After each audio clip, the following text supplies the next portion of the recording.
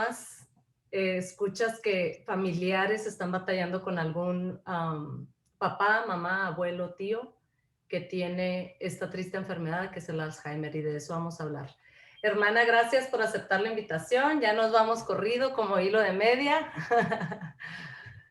Platícanos un poquito dónde estás. Bueno, gracias, Lizzy. Ay, mi hermanita chiquita, qué emoción me das. Estoy viviendo en Culiacán hace muchos años, 30 y tantos. Aquí vivo con mi marido y con ya mis hijos, ya ninguno, porque ya están casados y tengo 9 nietos.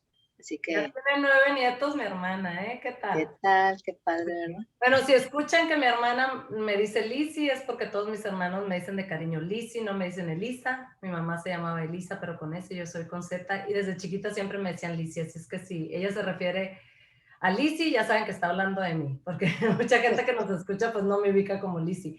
Pero te voy a presentar, hermana, y ya luego empezamos con algunas preguntas, ¿sale? Ok. Bueno, el nombre de mi hermana es María Guadalupe Stone. Ella estudió la carrera de medicina en la Universidad de La Salle en la Ciudad de México y su especialidad fue otorrinolaringología y esto lo estudió en el Centro Médico La Raza, también en la Ciudad de México, que la mayoría de mis hermanos estudiaron en la Ciudad de México, de hecho, y trabajó por casi 20 años, o más de 20 años, ¿verdad, Lupita? En el Sí. sistema de salud, trabajando principalmente con ancianos, gente de la tercera edad. Se certificó en gerontología y tiene una maestría en la Universidad Argentina, todo lo relacionado a la gerontología. Y orgullosamente ha escrito 2 libros que tienen que ver con este tema, así es que al final quiero que nos platique dónde ustedes lo pueden conseguir, los pueden conseguir, y que también nos puedan hacer preguntas, a ver si alcanzamos a ver algunas de sus preguntas durante la entrevista. Así es que gracias, hermana, por aceptar mi invitación. Ya sabes. Me encanta, Lizzy. Muchas gracias. Estás haciendo una labor muy buena porque eso de la prevención de la salud es el factor más importante para el futuro de las personas mayores. Desafortunadamente es algo que no consideramos. Cuando somos jóvenes creemos que tenemos la vida por delante, que no nos va a pasar nada, aunque abusemos de nuestro estilo de vida, de nuestra alimentación, de nuestra salud. Pero la vida se cobra y se cobra bien caro.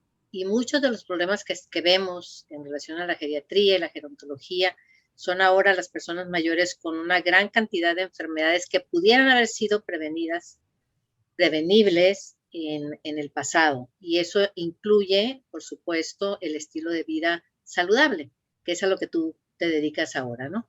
Entonces yo creo que esta información que se pueda dar para las personas que nos escuchan es muy importante porque aunque no estés grande, aunque no tengas Alzheimer, de alguna manera, si vives, pues más vale que llegues bien. Y de hecho así se llama el primer libro que yo escribí, Llegar bien a la vejez. Porque no me acuerdo si te conté que cuando yo estuve trabajando aquí en Sinaloa, en los asilos de ancianos, en los centros de atención diurna y todo eso, que veía personas mayores demasiado deterioradas, decía, esto no puede ser la vejez, porque en algunas personas llega a suceder esta situación de abandono, de desnutrición, de demencia, de todo lo que tú te gustes y mandes, y además involucrando a una familia donde también sufren las consecuencias de ese deterioro de la persona mayor.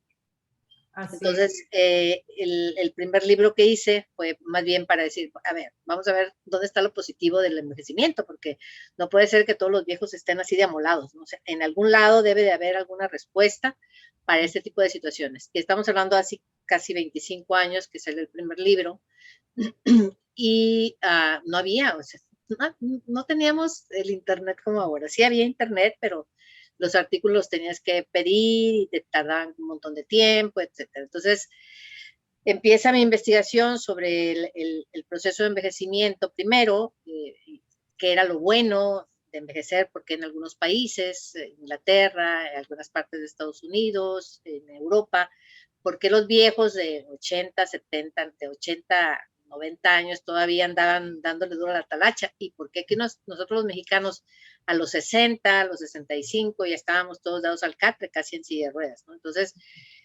debería de haber algo, no necesariamente era la raza, sino más bien el estilo de vida. El estilo de Entonces, vida. sí, entonces ahí te vas dando cuenta que sí, que tiene mucho que ver la educación en la salud, y que eso es lo que impide o retrasa inclusive el Alzheimer. El Alzheimer no tiene a la fecha ninguna cura, no se sabe la causa real de ella porque es multifactorial. O sea, hay muchos factores que la pueden desencadenar o que la van a presentar. Hay un Alzheimer genético, ciertamente, que es por los genes, pero es la minoría de los casos y aparece en edades muy tempranas, a los 50, 60 años. Lo que vemos ahora, lo comentábamos hace un rato, es lo que la mayoría de la gente menciona como demencia senil. No, mi mamá no tuvo Alzheimer, tuvo demencia senil. No, mi papá tampoco, demencia senil era Alzheimer. Ese es el término actual de la enfermedad, no es demencia senil. Entonces, hay mucha tela de donde cortar, Lizzy, entonces, tú dime, ¿qué quieres que le digamos a tus gentes? Eso es lo que yo creo, hermana, precisamente en la prevención. El poder sembrar en la gente un poquito de esa información, esa a lo mejor motivación o inspiración para cuidarse desde ahorita. O sea, cuídate ahorita que tienes 40 para tus 50, cuídate los 50 para tus 60 y también en la forma en la que también tú cuides a tus familiares o estés pendiente de ellos, yo creo que también a ti te van a tratar. Entonces, trata como quieres que te traten, ¿no? Bueno, yo lo que principalmente te quisiera preguntar es que precisamente si fuera genética, si por ejemplo yo tengo un padre o una madre que tuvo Alzheimer diagnosticado a los 65 años, ¿puede ser que yo tenga el gen del Alzheimer como tal o siempre va a pesar más el estilo de vida? Mira, definitivamente en el caso de las enfermedades demenciales en edad adulta, después de los 65, generalmente es por estilo de vida. O sea, o eres hipertenso, diabético, tienes un problema de obesidad tal, un problema del corazón, que van a involucrar el daño a nivel cerebral. Como te decía, la demencia tipo Alzheimer genética es menos del 2% de la población de enfermos de Alzheimer. Entonces, si hay, ahí está el detalle, si yo tengo un hermano, un papá que a los 50 años de su vida empezó con demencia, aguas, o sea, es temprano, es muy temprano y ahí sí puede haber un factor genético que no le va a dar a todos los hijos porque ahí estamos hablando de genética y la combinación de genes, pero sí, en edades tempranas hay que tener mucho cuidado en la cuestión genética. Pero la que sucede después de los 65, 70 años, porque la frecuencia es así, 65 años tienes el 6%, a los 75 tienes el 20%, a los 85 el 50% de las personas mayores presentan signos de Alzheimer. Pero como yo les digo, no es lo mismo empezar con una enfermedad de deterioro cognitivo, o sea, que se te va perdiendo la sustancia cerebral a largo plazo, porque la enfermedad de Alzheimer es a largo plazo, 8 o 10 años. No es lo mismo empezar a los 80 que empezar a los 60 o a los 65. Exacto. ¿Por qué? Porque normalmente la persona que tiene Alzheimer es una persona sana, a excepción de la demencia vascular, es otro capítulo. Sí, que se parece mucho y que puede ser casi lo mismo. Pero cuando es un Alzheimer puro, la persona está sana, tú le haces análisis de todititito y está completamente sana. No tiene azúcar, no tiene colesterol, no tiene nada. No. Solamente su cerebro se está encogiendo, como diríamos en Sinaloa, se chure, se va haciendo pequeño, ¿sí? Se va churiendo. Y eso es lo que va a dar las manifestaciones, pues, de pérdida de memoria, de incapacidad de perderse en el ambiente, etcétera. O sea, todo lo que involucra una enfermedad de esa naturaleza. Claro. Es muy parecido entonces a lo que yo he estudiado sobre la diabetes, ¿no? Porque tiene mucho más que ver tu estilo de vida. Yo antes, cuando estudié la carrera de nutrición, luego me especialicé en diabetes. Yo soy miembro de la Asociación Americana de Diabetes. Nuestro padre fue diabético, yo creo que por eso me interesó mucho precisamente. Y siempre yo escuchaba ese término que decían, si tus papás son diabéticos, tú tienes 50% de incidencia además de tener diabetes en tu vida. Y realmente, basado en la ciencia y todo lo que se ha estudiado en los últimos 20 años, porque ha incrementado mucho la diabetes, es más el estilo de vida. Es nuestra mala alimentación, la falta de ejercicio, el estrés, no dormir, ¿no? Sí, por supuesto, todos esos factores influyen para esas enfermedades que Probablemente, no en el caso del Alzheimer puro, que es genético, pero sí todas las enfermedades neurodegenerativas o degenerativas del corazón, de la presión, de la diabetes, tienen algo de tendencia familiar. O sea, si tú tienes como cierta labilidad, cierta predisposición, si tú ya sabes que tienes familiares diabéticos, en ese caso hipertensos o con demencia, que viene siendo finalmente enfermedades degenerativas de las personas mayores, tienes que poner tus barbas a remojar y decir, a ver, ¿cómo le voy a hacer para evitar o por lo menos alejar lo más que se pueda en mi vida ese tipo de enfermedades? Definitivamente, tienes toditita la razón, es el estilo de vida saludable y ese incluye el ejercicio, la alimentación, la comunicación, la unión familiar, el cariño, la atención personal, etcétera. O sea, son muchos factores que van a incrementar tu calidad de vida. Ok, entonces precisamente hablando de eso, ¿qué sugerirías tú, precisamente por todo lo que has estudiado todos estos años y lo que has visto, en cuanto específicamente a la nutrición y la suplementación? ¿Qué es lo que tú sugerirías a una mujer como yo de 45 o alguien de 55, 60 años que nos está viendo, que sí le preocupa este tema porque lo ha visto y lo ha sufrido con sus padres, con sus abuelos, con sus tíos? ¿Cómo podríamos prevenir esto a través de la buena alimentación? ¿Qué sugerencias tienes por ese lado? Mira, hay muchos artículos y afortunadamente cada vez más investigación sobre el factor de beneficio de diferentes suplementos alimenticios y de la alimentación en particular. Empezamos con la dieta mediterránea. La dieta mediterránea fue el inicio de un estudio muy, muy grande, un mega estudio que hicieron en Europa, donde se determinó que las personas que tenían menos incidencia de enfermedades demenciales como el Alzheimer era en el sur de Europa, cerca de Grecia, en Creta en particular. Las personas que viven en Creta, que está por allá, por el Mediterráneo, y cerca de Grecia, son las personas más sanas mentalmente. O sea, es donde la incidencia de enfermedad demencial es prácticamente cero. Entonces ahí pararon oreja y dijeron, ¿qué está pasando ahí? Empezaron con la cuestión del aceite de oliva, es cierto, o sea, la gente no comía grasas saturadas, comía mucho pescado, mucha fruta y verdura, y por supuesto el uso del aceite de olivo, y se empezaron a dar cuenta que había ciertos factores que incidían en la cuestión neuronal, sobre todo, ¿no? En la cuestión de las neuronas, de su desarrollo, independientemente de que esas personas caminan mucho, suben cerros, suben vacas, cuidan ganado, toda la gente, hasta viejitos, siguen activos. Sí. Como yo les digo en unas conferencias a veces, bueno, sí, la dieta mediterránea, el vinito y todo esto, muy, muy rico, el pan con granos y el quesito de cabra y todo esto. Ok, pero no subimos los cerros, ni arriamos las vacas.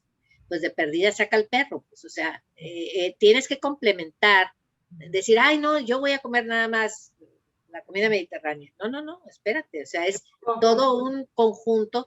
Es importante saber que la comida saludable de esta naturaleza, que era comer muchos vegetales, mucha fruta y más verdura que carnes, por ejemplo, que productos lácteos pesados, bueno, la gente tenía ese estilo de vida, entonces paran las antenas y dices, bueno, aquí hay algo que pudiera ser positivo.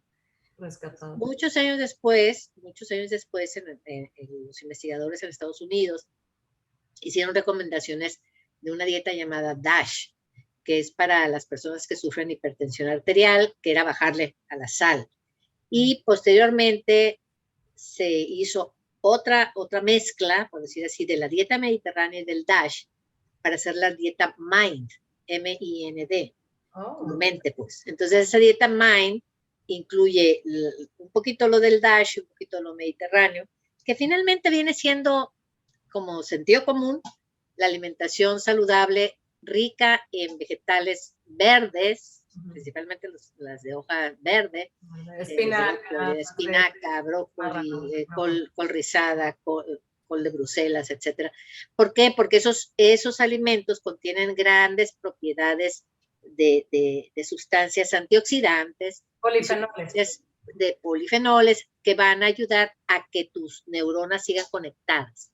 Entonces, eso es lo interesante de esta. De Hablábamos de eso, ¿no? Que si no tomas mucho vinito tinto, que también es donde está el resveratrol y los polifenoles. Ajá, No tienes que tomar una pastillita digo, de menos. Si no te gusta el vino tinto o te va a subir el azúcar si eres diabético, pues mejor tómate tus cápsulas de resveratrol, ¿verdad? Entonces, eso como antioxidante es excelente para la mente. También incluye este tipo de dietas, pues ya cuando las analizan en particular cada una de ellas, las espinacas y todo eso, las grandes cantidades de vitamina K, de vitamina D, perdón, de vitamina C, de vitamina A, etcétera. O sea, todos esos, esa combinación de vitamina D3, la vitamina K y los omega 3, excelente muestra, ¿no? Me parece muy buena idea esa combinación. Me estás preguntando que si era de mis productos, desgraciadamente no, pero comercial para Amazon. En Amazon Estados Unidos son gotas y a mí la combinación, como le decía a mi hermana, me pareció excelente porque pues también tiene los omegas, que nuestro cerebro está formado de grasa. Entonces es bien importante consumir omegas y aparte es un desinflamatorio natural, ¿no?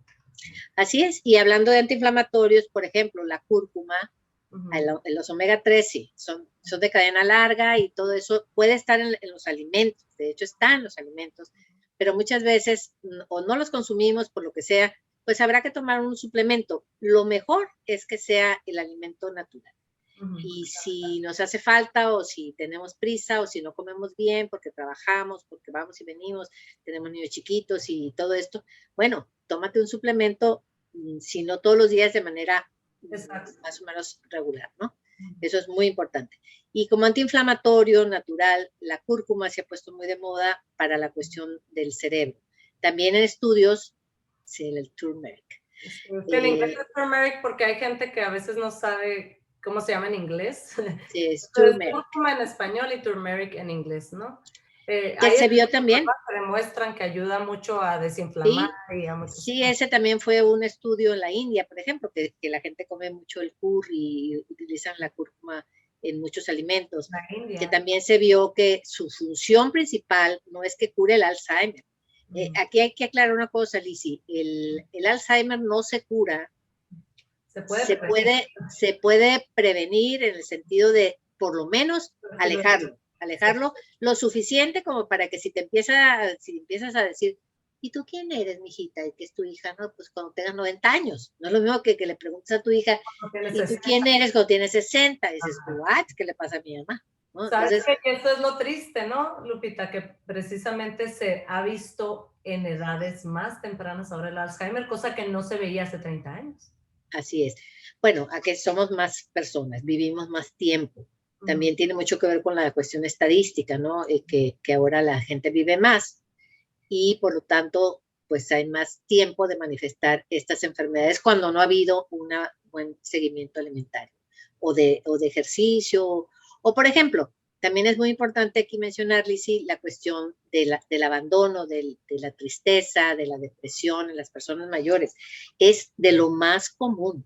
Y eso, la depresión en sí misma no es que produzca el Alzheimer, pero puede conducir muy rápidamente. Es un brinquito si no atendemos esa situación, no necesariamente con medicamentos, sino buscar la causa del por qué esa persona está sufriendo esa situación de dolor personal, ¿no? Entonces ahí entran otros factores para prevenir, que es obviamente la atención psicológica y demás, pero también tiene mucho que ver con la espiritualidad, tiene mucho que ver con el ejercicio, tiene mucho que ver con la convivencia familiar y la aceptación de esas personas por la familia en general. Y los viejos, desafortunadamente, y más si fueron así como enfadositos, papás agresivos o que abandonaron a su familia, o mamás muy regañonas o muy enfadosas, pues llega un momento en que los hijos no quieren ni saber nada.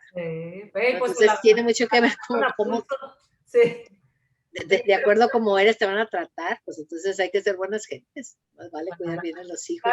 Precisamente, hermana, que mencionas eso, no sé si has escuchado aún más que a raíz de esta pandemia, como mucha de esa gente mayor no tenía contacto con su familia, se deprimieron y se murieron, pero de la tristeza. O sea, no se murieron del Alzheimer, no se murieron de otra cosa, se murieron de tristeza porque ese abandono, ese apapacho les hacía falta. ¿Y cuánta gente no definitivamente. se nos fue por eso? Yo sí creo mucho en el lado emocional, pues sabes que por eso estudié psicología precisamente. A ver, háblanos un poquito de lo que tú has visto con pacientes últimamente.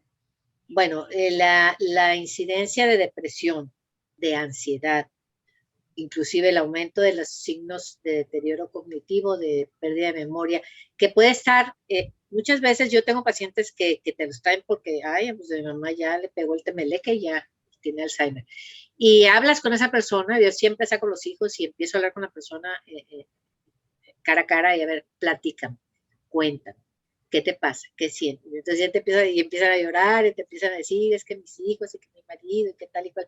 Y sacan Sí. su dolor, es como para, casi como cuando se van a confesar. Ujú. Entonces conviene que esa persona saque aquello y ya te das cuenta que sí, probablemente ya tiene una cuestión de depresión reactiva o de una depresión por abandono o tiene problemas familiares muy severos que no puede resolver por sí mismo. Entonces ahí es cuando viene la ayuda medicamentosa o que lo mandas con un psicólogo, con el psiquiatra o lo tratas tú personalmente, ¿no? Ujú. Generalmente esa persona recupera la memoria, qué curioso, ¿no? Ujú. Resulta que ya no se le empieza cuando te das cuenta que lo que necesitaba era que le escucharas y que le pusieras atención y hablar después con los hijos y de, a ver, vengan acá, tu Sí. mamá, tu papá necesita esto y esto. Ay, pues es que no, que me pongan atención a esto, si no quieren que vuelva a repetirse el cuadro y que entonces sí se vaya para abajo. Es como una rueda de la fortuna. Pues, si tú no tratas, si tú no cuidas esos pequeños detalles de afectividad real y concreta, ¿no? Porque, ay, sí, yo quiero mucho a mi mamá el Día de las Madres y todo el año pues no te acuerdas de ella, ¿no?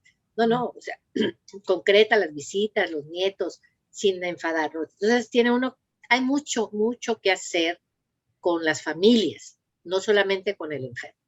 Sí, sí, sí, nosotros tenemos una persona cercana a nosotros que él enviudó como unos meses antes de la pandemia y fue un matrimonio, Lupita, que fueron novios desde los 13, 14 años. Ay, Dios O sea, santo. toda la vida fueron los únicos novios, se casan cuando tenían como 20 y ella muere hace menos de 3 años. Todos los hijos decían, híjole, o sea, nuestro papá se va a ir, ¿no? Pero como los hijos, son 4 hijos, todo el tiempo están cuidándolo, le dan mucho amor, lo llevan para arriba y para abajo. No, hombre, el señor bien, bien vago. Y yo veo que el señor está muy bien, ya tiene 90 años, de repente sí se le va un poquito el rollo, no voy a decir que no, pero pues ya tiene 90. Y yo veo que, yo siento que ese amor que él recibe de sus hijos y sus nietos es lo que lo mantiene vivo. Definitivamente. Y aparte, ahorita que mencionas eso, que se le va de repente la onda, es normal en el envejecimiento, cada vez que envejecemos, vamos perdiendo memoria. O sea, no es exclusivo de una demencia. Podemos tener olvidos, a lo mejor antes que se te olvidaron dejaste las llaves o los lentes. Y puede ser que una persona mayor de repente, pues sí, se le olvida una cosa más importante, pero es parte del proceso de envejecer. No es lo mismo olvidar dónde dejaste las llaves o apagarle la lumbre de la estufa a que, digo, porque se te quemó el arroz, bueno, pero ya oliste que se te quemó y fuiste y lo apagaste, a que se te quemó el arroz y se te quemó la casa, ¿no? Porque nunca te diste cuenta, no percibiste eso. Ahí hay un grado de diferencia entre Claro. lo que es una pérdida de memoria fisiológica, consecuencia de la edad, así como te salen arrugas en la cara, pues se te arruga también el cerebro, o sea, hay zonas que se van perdiendo, Ya. pero hablando ya de la cuestión nutricional, hay muchas sustancias en la alimentación y en los suplementos, si no los puedes conseguir, que conviene estar tomando. Vamos a hablar del complejo B Sí. y del ácido fólico. Eso es muy importante para las personas mayores. El tomar el ácido fólico y el complejo B como tal, sobre todo la B6 y la B12, en el caso que esté enseñando ahí Elisa, es sumamente importante para la neurogénesis, para la recuperación del endotelio capilar. O sea, hay muchas funciones que tienen ese tipo de vitamina en particular.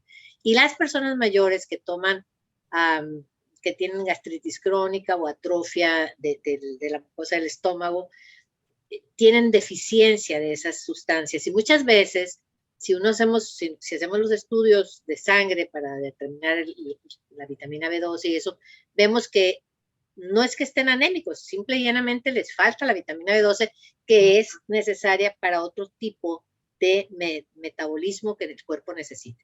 Entonces hay que estar muy pendiente de esta ingesta, así como a las mujeres embarazadas se descubrió que había que tomar ácido fólico para evitar algo tan grave como puede ser la apertura de la columna y que hubiera un meningocele, o sea, que se le saliera la médula al bebé.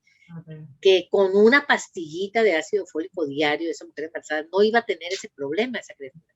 Entonces, es algo sumamente importante, eso es neurogénico, es decir, sobre todo el ácido fólico es sumamente importante tenerlo presente en la alimentación en adelante. Hay vitaminas, como tú en algunos videos has mostrado, que pueden tomarse todos los días, que en este caso es la vitamina B y el ácido fólico, la vitamina C, pero por ejemplo la vitamina A, la vitamina E y creo que la K, ¿verdad? También no se deben de tomar de manera continua. Cantidades, sí. Porque tienen su base sí, aceitosa, ¿no? Entonces, las otras son hidrosolubles y las otras son liposolubles. Entonces, hay que tener cuidado también porque mucha gente está tomando la vitamina E, por ejemplo, que para el cutis, que para esto. Ok, tómala. Pero, de hecho, tienes que suspenderla un tiempo porque puedes tener hemorragias, más si te van a hacer una cirugía, por ejemplo. Entonces, no está tan fácil de que si yo me voy a empastillar, porque así es la cosa. Sí. Hay que tener sentido común, hay que acudir a la persona adecuada, nutricionistas, el médico, tu médico familiar o alguien de tu confianza que te pueda orientar en relación a tu alimentación. Ajá. Bueno, y hablando de eso precisamente, ¿qué piensas tú del té verde? ¿Qué tanto beneficio tiene en la parte cognitiva o prevención de... Bueno, el té verde como antioxidante es excelente. Volvemos a lo mismo, el estrés oxidativo, que eso es lo que ocurre en el daño cerebral. O sea, hay un estrés oxidativo, se forman las placas neuríticas que van a impedir la comunicación entre las neuronas, que van a hacer que no haya una conexión real para el desarrollo de tu vida. Se limita muchísimo con los antioxidantes y el té verde definitivamente tiene una gran cantidad de antioxidantes. Entonces, es muy recomendable, tanto como el café. Será porque a mí me gusta más el café. El café también es bueno en cantidades moderadas, igual que el té. Yo sí creo que tiene sus beneficios el café también, ¿no? Yo creo que el exceso es lo malo. Y a lo mejor si tú tienes gastritis y lo tomas en ayunas continuamente, pues te puede irritar más, ¿no? Pero yo no te preocupes, yo no lo quito de la dieta, porque si no más de uno me iba a querer ahorcar. Sí, ya me voy con otro. La verdad, sin exagerar, fácil, el 80% de la población toma café de forma constante. Es bueno, el café normal, o sea, el café molido de grano es muy bueno. El café comercial, que ya tiene otros complementos químicos que no convienen para la salud. Ya no es tan puro. Ahora, quisiera preguntarte, porque lo he visto con algunos pacientes, ¿qué aconsejarías a esas personas que ahorita están pasando por un caso de papá o mamá que tiene Alzheimer? Y está difícil porque los hermanos luego no quieren cuidarlo, se pelean porque ya no hayan qué hacer. Ahí tú aconsejarías sinceramente en lo que tú has visto, que traten de organizarse los hermanos y estarlo cuidando cada ciertas horas, cada X cantidad de días los hijos, o es mejor llevarlo a un centro especializado donde ahí tengan convivencia con otros viejitos, los traten enfermeras, etcétera. ¿Qué es lo que en general crees que es mejor? Yo creo que lo mejor es la organización familiar. ¿Por qué? Porque vas a dejar a ese papá, a esa mamá en su entorno y en su casa, ¿no? No de que mi mamá esté conmigo una semana y otra semana contigo, ni que fuera pelota. Eso destruye muchísimo a la persona enferma, la mamá o el papá. Lo quitas de su ambiente, se descontrola más y se precipitan más las reacciones negativas de la enfermedad de Alzheimer, que ya de por sí son difíciles.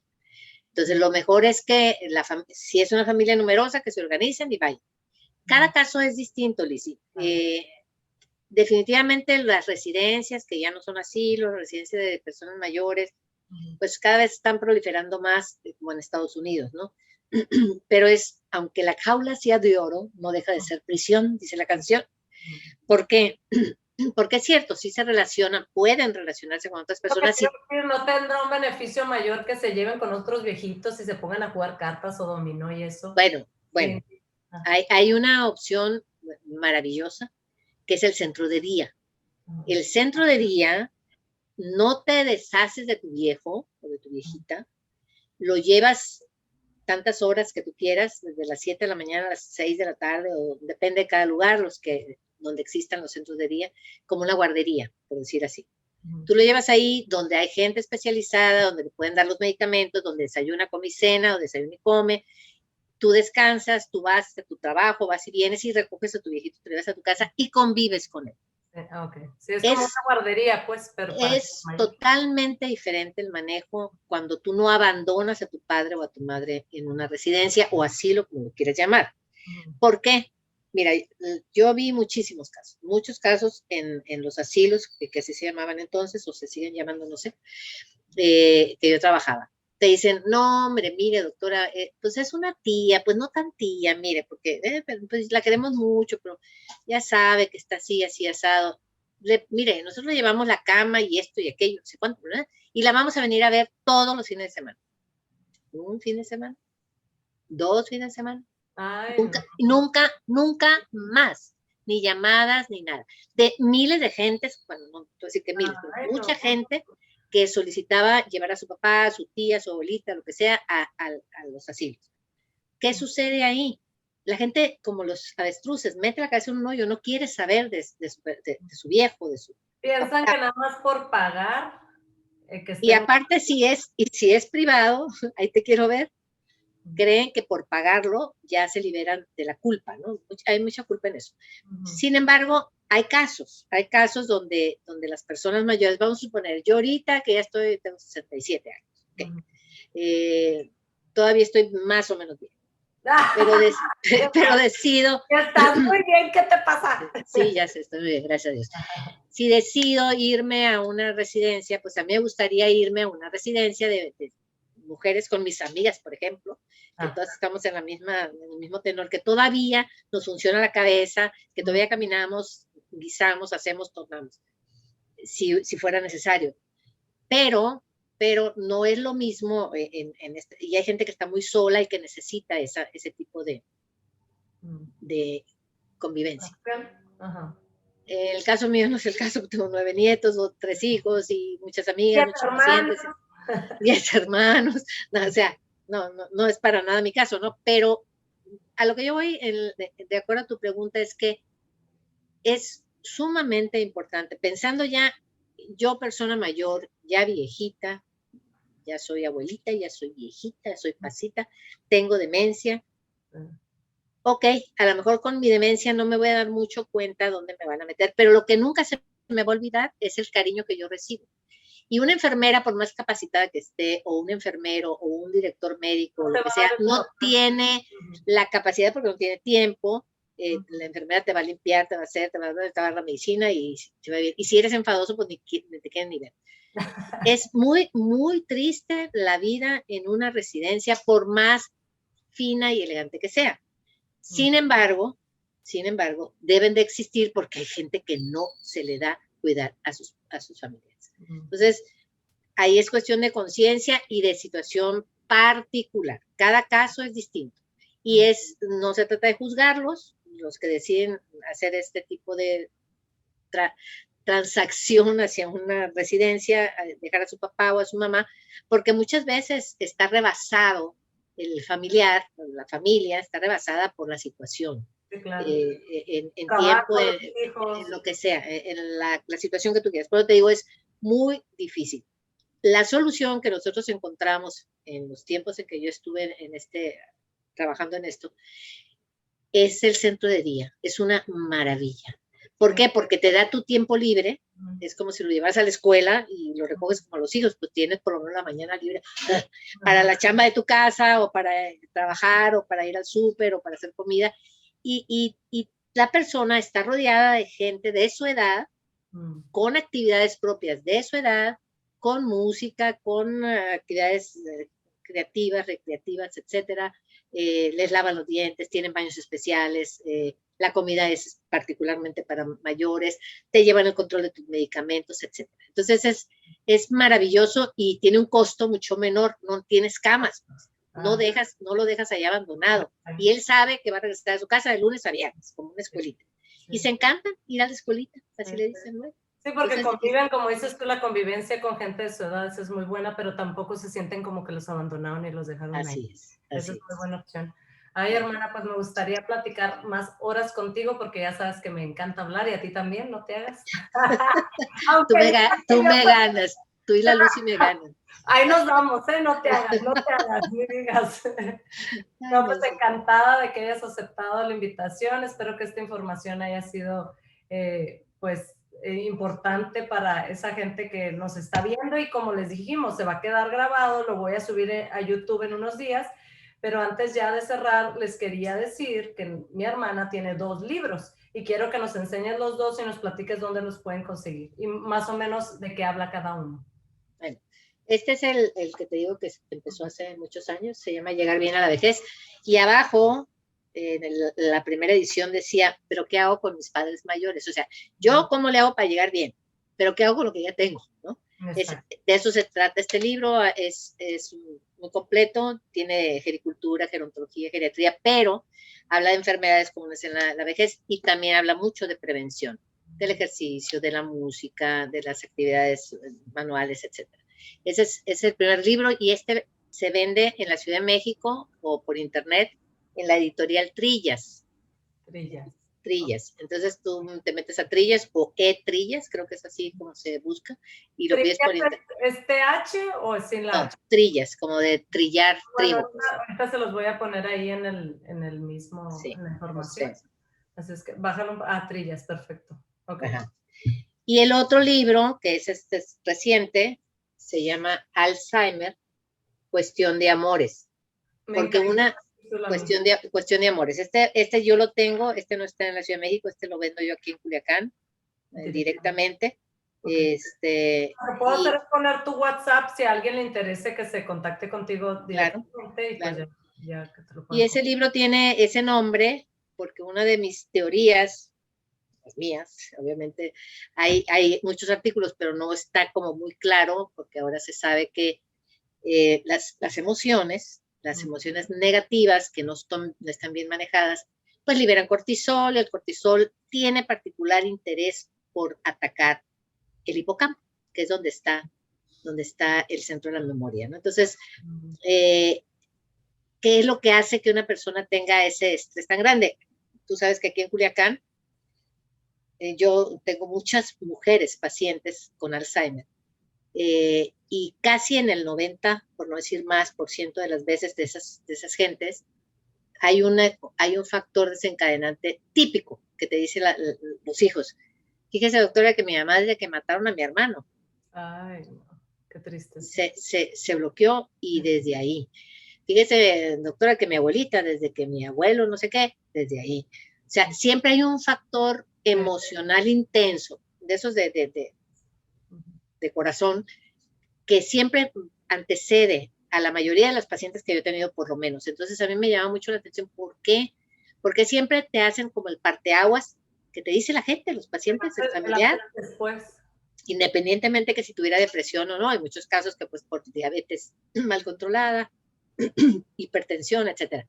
Pero en muchos casos, sobre todo en las mujeres, el factor emocional era un factor que siempre aparecía. Entonces, ahí estudiando tal y cual, te das cuenta que la persona que tiene Alzheimer ya en las últimas etapas, se le olvida el nombre de sus hijos, se le olvida cómo se llama, dónde está, lo que sea, pierde todas sus capacidades, pero nunca olvida la afectividad. Siempre van a sonreír, van a sentir algo positivo, bueno, cuando reciben cariño. Entonces, una de las maneras que yo les digo al familiar que viene conmigo es que, pues, apapáchalo mucho, cuídalo mucho, así como dices el viejito este que no tiene Alzheimer, pero que también está protegido por eso.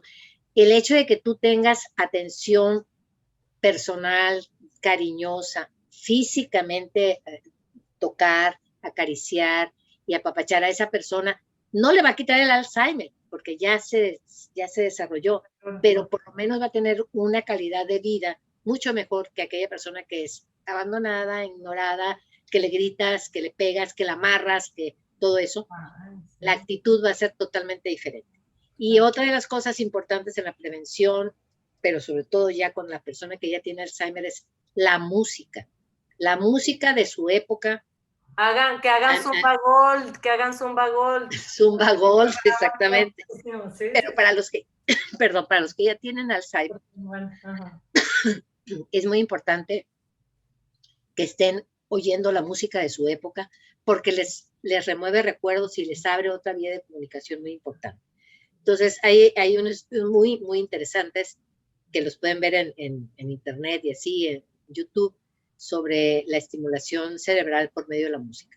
Entonces, son cosas que si las vas sumando, alimentación, ejercicio, apapacho, cariño, convivencia, y exacto, vas haciendo una suma de factores que es lo que te va a hacer que mejore la calidad de vida del que ya tiene, y tú vas a ser una mejor persona saludable en el futuro. Que no se les olvide la cuestión espiritual, que esa es la base también de poder aguantar todo este show, ¿no?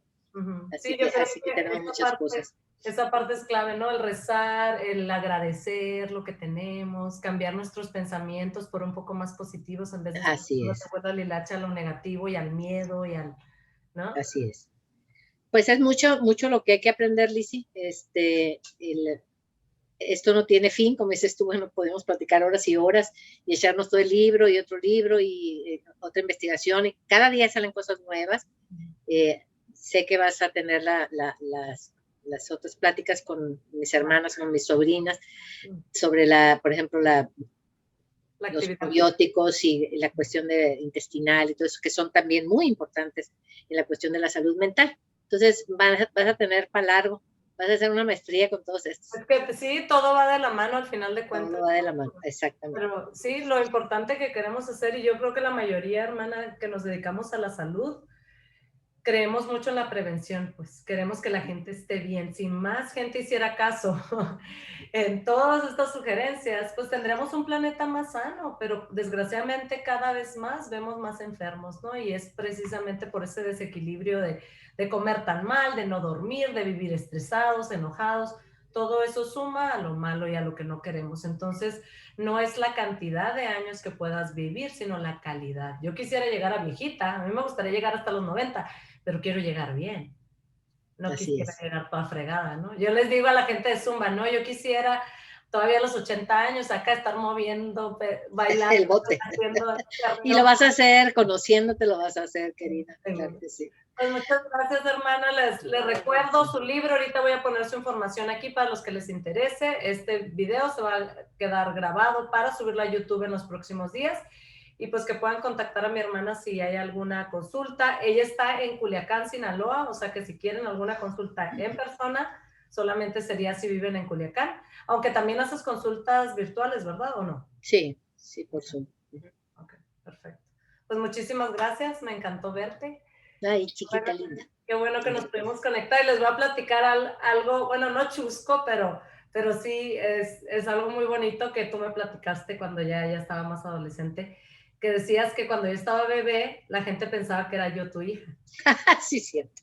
Sí, que me llevaba al súper y yo estaba de 1 año, y como vivías en la Ciudad de México, estabas estudiando la carrera de medicina y nada más venías muy poquito a Sinaloa para visitar a la familia y te regresabas, la gente sí decía, pues parece que ha de ser tu hija, y tú dices que es tu hermana, ¿no? Pues te llevo muchos años, sí. Por supuesto que podría ser mi hija. Como 21, pero es que estamos igual de bonitas, hermana. Ay, quisita, claro que sí. Bueno, muchas gracias. Dale pues, mi reina, estamos en contacto. Gracias a todos. Bye. Muy bien, bye bye. Dios te bendiga.